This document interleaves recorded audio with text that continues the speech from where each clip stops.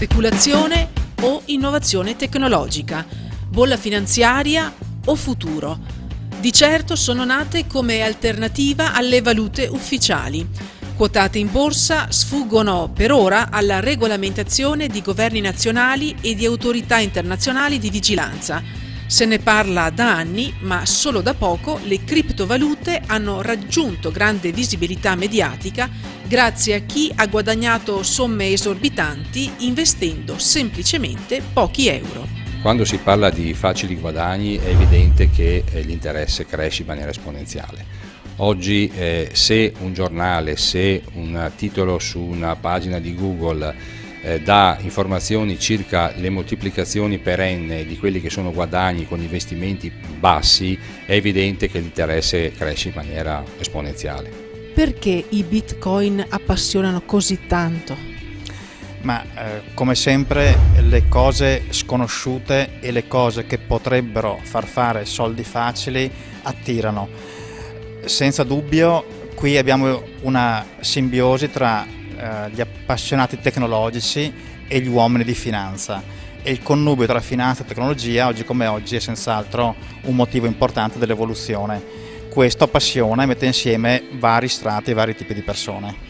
2 serate a Vicenza e a Bassano, organizzate da Centro Veneto Bassano Banca, per capire le dinamiche economiche e finanziarie che stanno alla base del fenomeno delle criptovalute e in particolare dei bitcoin. Direttore, qual è lo scopo di questa serata? Innanzitutto fare formazione con i nostri clienti. La banca ha un ruolo fondamentale nell'economia, che non è quello semplicemente di dare finanza, ma di fare consulenza finanziaria. Il bitcoin o la criptovaluta è intesa come una moneta per lo scambio che ha un suo valore, che però non si tocca, non si conserva come le monete tradizionali, ma è interpretata oggi dal consumatore anche come una moneta di investimento, e il futuro ci dirà se è un buon o cattivo investimento. Quindi con i bitcoin si possono fare transazioni commerciali, fare acquisti, comprare titoli piuttosto che beni o servizi, fare trasferimenti. Questo è lo spirito originario. Se avrà davvero un successo lo sapremo fra 3, 4, 5 anni. Il punto è molto legato al fatto che i regulators e il legislatore ci mettano un occhio. Purtroppo io temo che più ci sarà regulation, più il loro successo sarà improbabile, perché oggi come oggi il forte interesse è proprio perché c'è una forte deregulation. Comunità europea, regolatori bancari stanno cominciando ad approcciare il tema di una corretta regolamentazione. È evidente che oggi, basandosi esclusivamente su una piattaforma informatica, non si conoscono chi sono i banchieri del bitcoin, ma soprattutto non si conoscono i possessori e cosa possono interscambiare, e quindi si sono accesi 2 grossi fari oggi da parte delle autorità.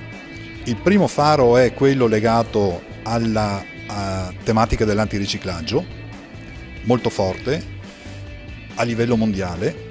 La seconda tematica è quella più nazionale, legata alla tassazione. Io compro un bitcoin a 10, vendo a 12 o vendo a 8, in ogni caso il profitto non è tassato ed è un investimento, è un capital gain a tutti gli effetti. E quindi anche in questo secondo caso si apre una problematica che, ben inteso, oggi può sembrare basata su piattaforma sconosciuta, ma tutta la blockchain che c'è a supporto dell'attività di emissione e negoziazione di bitcoin lascia traccia e quindi in quanto tale è rilevabile.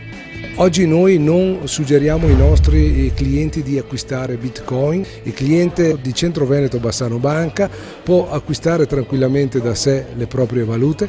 Se viene da noi ad acquistare deve essere profilato, deve dare la propria propensione al rischio, deve avere le caratteristiche per sostenere questo rischio. Presso di noi oggi il cliente può acquistare un ETF quotato sulla borsa di Stoccolma per far sì che investa correttamente e in modo consapevole.